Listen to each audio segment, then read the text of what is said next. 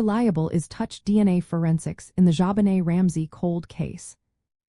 Imagine trying to solve a mystery with tiny clues that are almost invisible.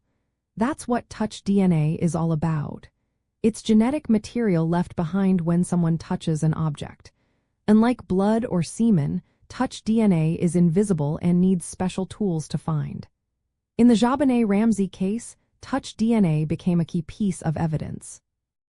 When JonBenét was murdered in her family's house in 1996, investigators looked for any clues that could point to who was responsible. They collected samples from her clothing, especially her long johns, and found a small amount of DNA that didn't match her family. This DNA was called touch DNA because it probably came from skin cells left by someone who touched her clothes. The DNA didn't match any of her family members, which was a big deal at the time. It led prosecutors in 2008 to clear the Ramsey family of suspicion. But how trustworthy is touch DNA really? Well, it depends on many things.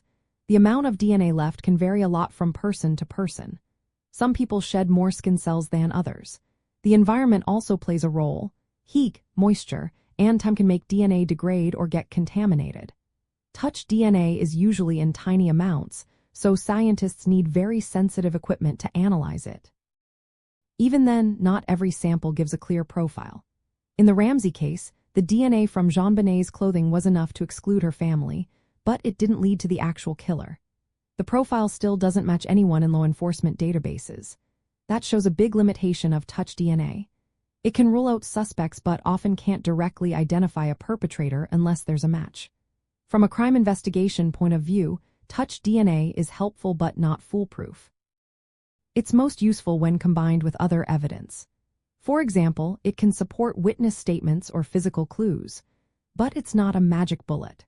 The risk of contamination is high, especially in a case like JonBenét's, where the crime scene wasn't secured immediately. Over time, other people might have touched the evidence, making the DNA less reliable. So, in the end, touch DNA played a role in clearing the family but didn't solve the case. It shows how science can help but also has limits. It's a tool that needs to be used carefully and alongside other methods. For true crime fans, the Ramsey case shows both the promise and the pitfalls of modern forensic science. It reminds us that even tiny clues can be powerful, but they don't always tell the full story.